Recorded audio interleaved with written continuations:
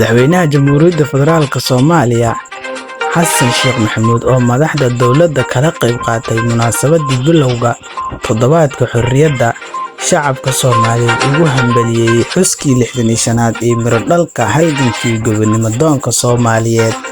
Madaxweynaha ayaa si gaar ah u xusay halyeeyadii gobollada waqooyiga ee horseeday xoreynta iyo midnimada, isaga oo sheegay in bulshadaas ay haldoor wanaagsan ka qaateen garashada iyo xorriyaddu aysan ahayn keliya tagista gumeystaha, balse ay ka dhigan tahay xaqiijinta midnimada ummadda Soomaaliyeed.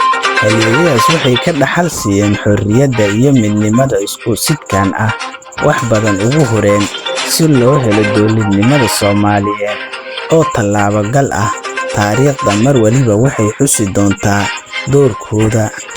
Madaxweyne Xasan Sheekh ayaa tilmaamay in dhaawacyo siyaasadeed soo gaareen dowladda Soomaaliya, kuwaas oo salka ku hayay kaliya-talisnimada ku takhallufay awoodeed iyo maamul xumo.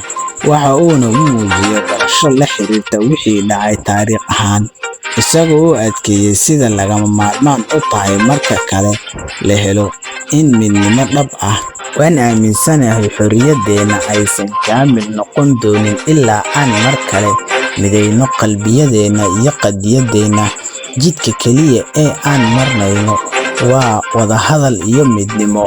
Sidoo kale madaxweynaha ayaa hadalkiisii sii raaciyay, waa in aynu wada garowsanahay wixii dhacay, kana faa'iidaysanaa casharadii hore si aynu u dhisno dowladnimada hufnaanta iyo midnimada qaranka mustaqbalka aynu ugu tagno jiilasha soo socda.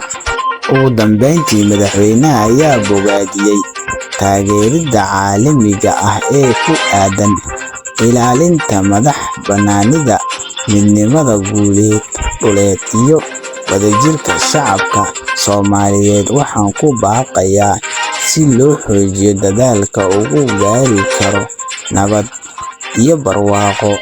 Hadda halkan nala soo gaarteen waad ku mahadsantihiin daawashadiina. Fadlan muuqaalkeena la garee saaxiibadaada la wadaag si uu meel fog u gaaro, siina share garee saaxiibadaada kale. Kanaalkeennana subscribe garee si uu ku dhaafin muuqaalada xiga aan soo gelin doono hadduu Alla qadaro. Halkan naga daawanaysaana waa Hanasha Channel, anigoo ah saaxiibkiina Farxaan. Ku soo dhawaada muuqaaladeena xiga.